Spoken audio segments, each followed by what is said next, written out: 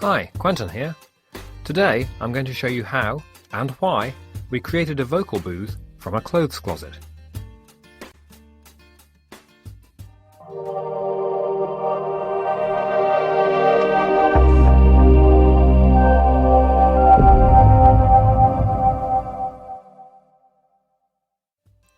When we started creating videos for our courses about online business and for YouTube, I was planning to record them sitting at my desk. I've already got a decent enough microphone. It's a Blue Snowball USB microphone. It's not expensive, but it's good enough quality to start with, so I made some test recordings. And that's when I got a bit of a shock. This is how they sounded.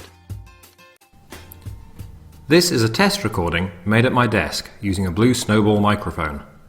The switch is in position 1, which activates the cardioid capsule, and it's the best position for recording a single voice.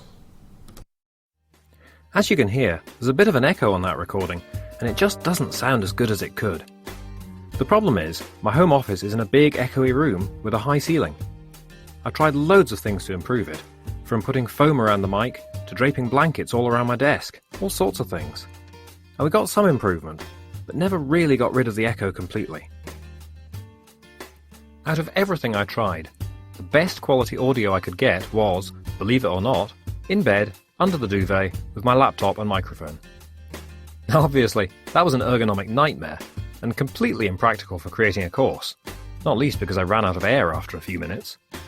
But it sounded great. So at least now I had a gold standard to shoot for when it came to sound quality. I'd heard of people recording audio in their wife's clothes closet, and getting decent results, because of all the fabric dampening the echoes. So I gave it a try, and it wasn't bad. But again, it wasn't really a workable solution, because I could hardly fit in there with all the clothes. At this point, I realised none of the shortcuts were going to cut it. So I decided to create a dedicated vocal booth. I tried a few places around the house, but the clothes closet seemed like the best one. So with Claire's help, I cleared out all the clothes and set about creating our new vocal booth. The closet is quite small, and it's a bit of a strange shape as well. It's a semicircle, about 5.5 feet left to right, but only about 4 feet front to back, and it's about 9 feet high. So it's big enough to get a small table and chair into for audio recording, but it's too cramped for shooting video because there's no room for cameras, tripods, lights, and that sort of thing. We're planning to build a proper video studio, but this will do for now.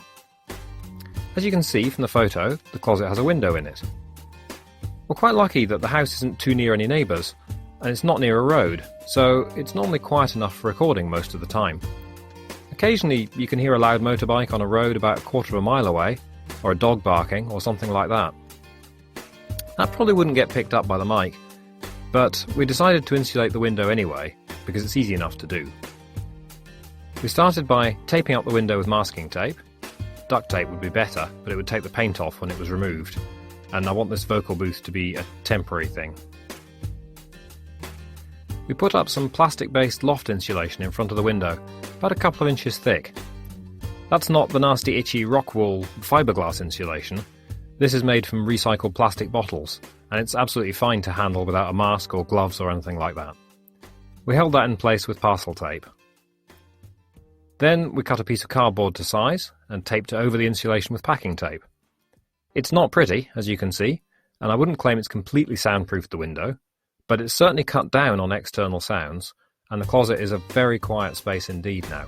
There was a few days gap in the project at this point, and when we went back the cardboard was looking a bit saggy, so we ended up using duct tape anyway, and that'll be plenty strong enough to hold it in place. Of course, we knew that once we'd taken all the clothes out of the closet, it wouldn't sound good anymore, and we were right. The plan was to line the closet with acoustic tiles, just like the ones you see in recording studios. The only problem is the ones you see in recording studios can be super expensive. You can easily spend £4, that's about $5.30, for each tile. Luckily, the soon-to-be vocal booth is a really small space, so I was never going to need thousands of tiles, but I wanted to keep the cost of the project down if I could, so I shopped around a bit online. And I found a company called Pro Acoustic here in the UK, selling acoustic tiles for about £1.18 each, That's just over $1.50. That seemed pretty reasonable, so I ordered 5 boxes of 24 tiles, and that's 120 tiles in total. As you can see from the photo, they're flat on one side, which you stick to the wall, and they're cut in a zigzag shape on the front. I think that shape is supposed to help diffuse the sound waves, but it looks cool anyway. As I said, the vocal booth is just a temporary solution until we build the full video studio, so we decided to attach the tiles to the walls with Velcro so they can be easily removed and reused in the future. We bought a couple of 3-metre rolls of Velcro, 1 hooks and 1 loops, and we joined that together and cut it into about 1 centimetre squares. We decided to create a checkerboard pattern with the foam wedges on the tiles, running vertically on one tile and horizontally on the next one. Again, there's probably a good acoustic reason recording studios do this. I guess it helps break up the sound waves or something. But I'd be surprised if you could hear much difference between a recording I made with all the tiles going one way and one with the tiles in a checkerboard pattern.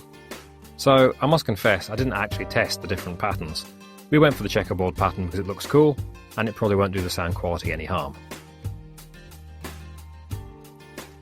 Because this closet is a semicircle, obviously the walls are curved, and that means the tiles with the grooves vertically bend quite easily, so we fixed those with a single square of Velcro at the top.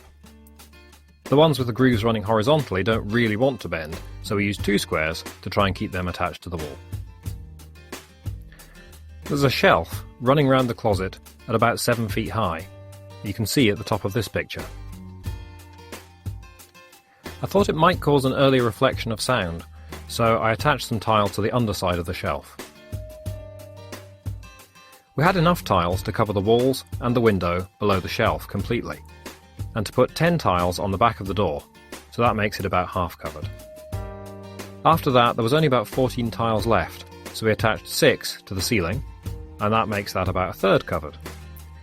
We didn't have enough tiles left to do the area above the shelf, so I just put some old clothes on the shelf, and that'll absorb some of the sound.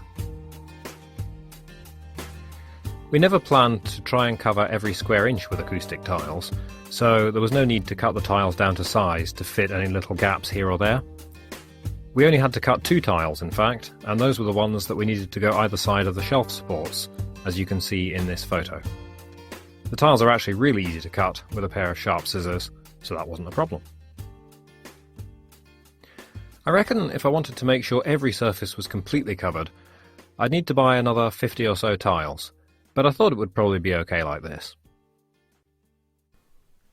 So the key question is, how does it sound? Well, even before I made test recordings, I could already tell putting up the acoustic tiles made a huge difference. Just standing in the closet with the door closed, you can sense it's an incredibly quiet space, and when you speak, it sounds very dead, much less echo than a normal room, never mind the echoey rooms we started out with. If you clap your hands, there's a tiny trace of an echo, probably from the surfaces I didn't put tiles on, but it dies away almost instantly. We've shown the vocal booth to a few friends. They've all commented on how odd it sounds when they speak. Some of them find the experience a bit uncomfortable, though whether that's the acoustic treatment or being invited to stand in a bedroom closet, I'm not sure. When I made some test recordings with my MacBook Pro and Blue Snowball microphone, I was really delighted with the quality, which was right up there with the under the duvet gold standard. But you can decide for yourself how good the sound quality is, because I'm recording this video in the finished vocal booth. If you compare it to the quality of a recording made at my desk, like this clip, I think you can hear the difference pretty clearly. This sounds a bit distant, and it has a serious echo, which would get annoying to listen to pretty quickly. And now we're back in the vocal booth. Remember, it's the same microphone, the same computer, and the same software. I haven't used any effects at all. The only thing that's changed is the room where I'm making the recording. I needed to get power into the vocal booth so I could use an external display and not have to worry about the laptop battery running out. Luckily that was dead easy. There's a socket right outside the door, so I'm just running a cable underneath the door. There was already a ceiling light, so I just put a paper shade onto that. Next, I needed to find a desk and chair small enough to fit. Luckily, we already had this small table from Ikea, which was perfect. The top's only about 2 feet square. We've had this table for a few years. They don't seem to stock the same one anymore, so I've linked in the description to the closest one I could find, and that's a little bit bigger. We also had an old kitchen stool, which is about the right height, and most importantly, it doesn't creak. One characteristic of the Blue Snowball mic is that it's not very sensitive, so you have to get it very close to your mouth to get a decent recording level. Now that's good, because it means the mic doesn't pick up low-level background noise. But it's also a problem, because the little tripod stand it comes with isn't really tall enough to get the mic into the right position. And positioning it is quite critical, because I need to be able to see the computer screen and use a keyboard and mouse when I'm recording. So I decided to get a microphone arm. I found one on Amazon for only £9.99. That's about $13. I'll put a link to it in the description. The Blue Snowball fits onto this arm with a plastic adapter that's supplied with the arm, and I can move it around to get it in the perfect position. Unfortunately, the swivel joint between the clamp and the arm is a bit loose, and the microphone's a bit too heavy for the arm, which makes positioning it a bit tricky. It's okay for now, but I'll probably upgrade to a more expensive model in the future. If you want to create good quality voice recordings, you really need a pop filter to stop popping sounds caused by the air from your mouth hitting the microphone when you speak. Again, I found one on Amazon, which does the job just fine for £8.99. That's about $12. There's a link in the description. It just clamps to the microphone arm, and you use the flexible neck to position it about an inch in front of the mic. At the time I'm recording this, we've had the vocal booth finished for a few months, so it's a good time to look back and summarise the project. The day after we'd put up more than 100 acoustic tiles, we were a bit worried we'd open the door and find them all lying on the floor. Fortunately that didn't happen, and they've stayed in place pretty well. The ones on the walls tend to be kept in place by the surrounding tiles, so they pretty much keep each other in place. The only ones that have fallen off are the ones on the door, because it moves, the ones on the underside of the shelf because of gravity, and anything I knock accidentally as I squeeze around the table. If a tile falls off, we tend to put it back with double-sided carpet tape, and that usually sorts it out. You could try a spray adhesive, that's supposed to work quite well too. On the whole, it's a bit delicate, mainly because of the small space, but it's okay if we're careful. If you were creating a studio that you're expecting other people to visit, you'd want to attach the tiles a bit more securely, to be honest, and if I was doing it again, I'd probably just go with the double-sided carpet tape or spray adhesive for the whole lot.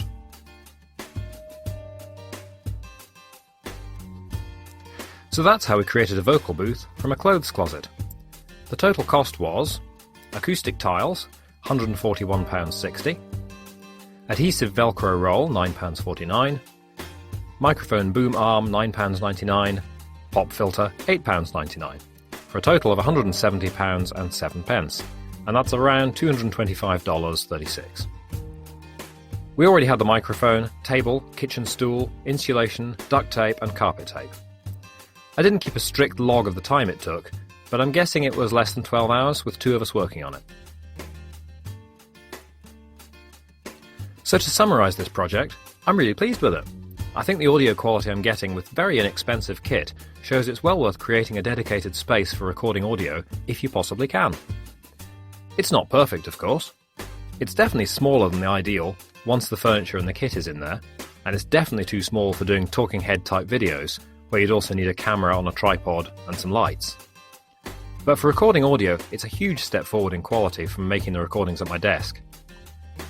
If you're thinking about setting up your own vocal booth or mini studio for creating courses or doing podcasts, I can definitely recommend it, and I hope you found this video interesting.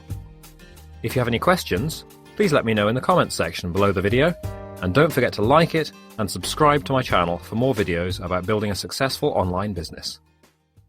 Thank you for watching.